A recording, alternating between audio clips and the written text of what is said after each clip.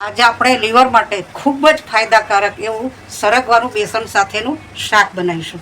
એના માટે આપણને જોઈશે સરગવો બાફેલો, પલાળેલું બેસન. આ રીતનું પલાળેલું બેસન આપણે લેવાનું છે. તમારે ઢીલું ખાવું હોય બેસન તો થોડું પાણી વધારે નાખવાનું.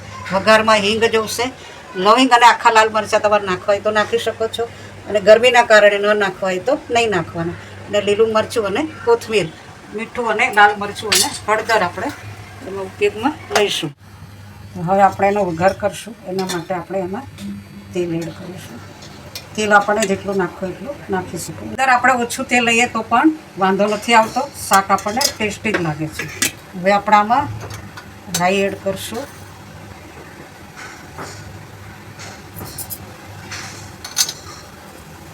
લાલ મરચું નાખીશું. આપણે લવિંગનો ઉપયોગ નથી કરવાનો. હિંગ નાખીશું. આપણે લીલા મરચાં થોડા નાખીશું. હવે આપણે ગોળ બનાવ્યું છે બનાવીશું.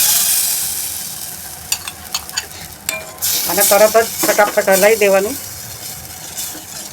આ એક વ્યક્તિ માટેનું હું બનાવું છું. આમાં 4 ચમચી લોટ આપણે લીધો છે. આવી 4 ચમચી ઉધરાથી લીધી છે. હવે આપણે એમાં મસાલો કરીશું. તેમાં સ્વાદ અનુસાર આપણે મીઠું એડ કરીશું. હળદર નાખીશું. લાલ મરચું નાખીશું.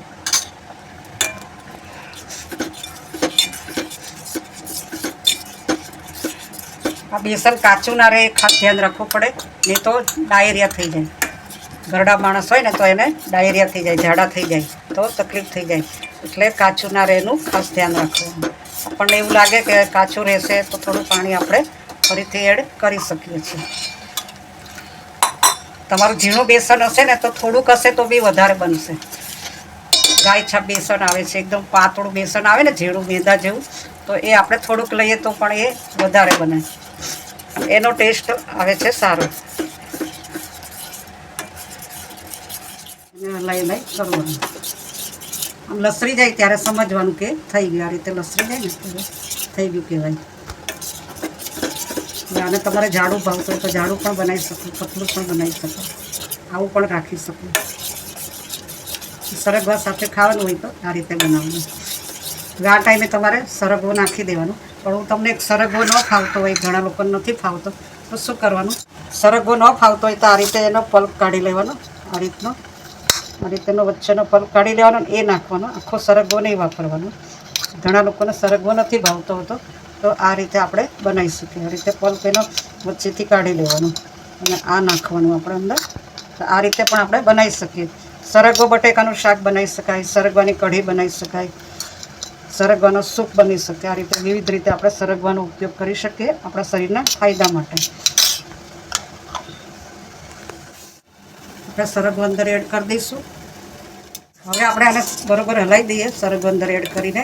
અને હવે આપણે ગેસ બંધ કરી દઈએ અને એને ઢાંકી દઈએ. હવે આપણે એને ઢાંકી દઈશું. આને ડ્રમસ્ટિક તરીકે ઓળખવામાં આવે છે.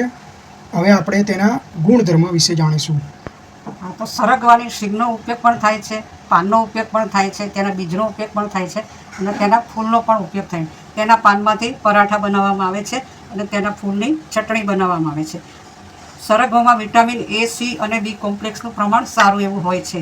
તેમાં આયર્ન, કેલ્શિયમ અને પ્રોટીન પણ સારું એવું હોય છે. તેમાં ઇમ્યુનિટી શક્તિ વધે, રોગ પ્રતિકારક શક્તિ આપણી સારી એવી વધે એવો ગુણ ધરાવે છે. અને શુગરને કંટ્રોલમાં કરે છે. હૃદય માટે ખૂબ જ ફાયદાકારક છે. પાચન શક્તિને સુધારે છે, કબજિયાત મટાડે છે અને વાત દોષને ઓછો કરે છે. એસિડિટી પણ મટાડે છે. તેમાં કેલ્શિયમ હોવાના કારણે હાડકાને મજબૂત બનાવે છે. તેમાં વિટામિન C હોવાના કારણે વાળ માટે અને ચામડી માટે ખૂબ જ ફાયદાકારક છે.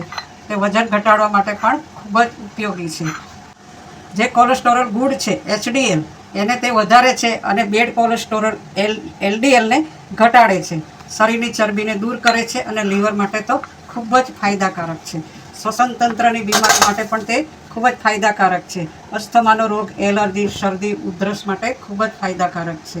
અને ખાટા ઓડકાર આવતા હોય, એસિડિટી હોય, એમાં ખૂબ જ ફાયદાકારક છે. હેમોગ્લોબિનને પણ તે વધારે છે. સાંધાના દુખાવાને મટાડે છે. આંખોનું તેજ પણ વધારે છે. તે એન્ટીઓક્સિડન્ટ પણ છે. અને ફાઇબર હોવાના કારણે આપણા શરીરને ખૂબ જ ફાયદો કરે છે, આંતરડા માટે ખૂબ જ ફાયદાકારક છે અને બીપીના રોગમાં પણ ખૂબ જ ફાયદો કરે છે. मेरी अपनी भी एक रेसिपी है. ये जो ड्रम स्टिक है मोरिंगा, ये न्यूट्रिशन की दृष्टि से बहुत महत्वपूर्ण है, ऐसा मैं सुनता रहा हूँ. तो फिर मैं खुद उसके परोठे बनाता था और मैं उसके परोठे खाता था और मेरे सप्ताह में 1-2 बार आज भी मैं इसका उपयोग करता हूँ. તો આ રીતે સરગવો છે તે સુપર ફૂડ છે, બહુ બધા તેમાં ગુણધર્મ છે, એટલે